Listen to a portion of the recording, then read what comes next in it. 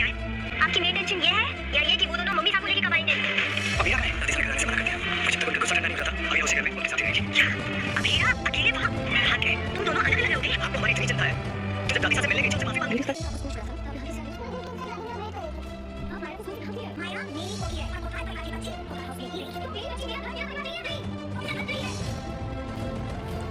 Serial ये रिश्ता क्या कहलाता है कि आने वाले एपिसोड होने वाले हैं ज़बरदस्त। आने वाले एपिसोड में दोस्तों आप लोग देखने वाले हैं। यहाँ पे अरमान से विद्या पूछती हैं और चाची साहब सब पूछते हैं भाई अबीरा नज़र नहीं आ रही, अबीरा कहाँ है।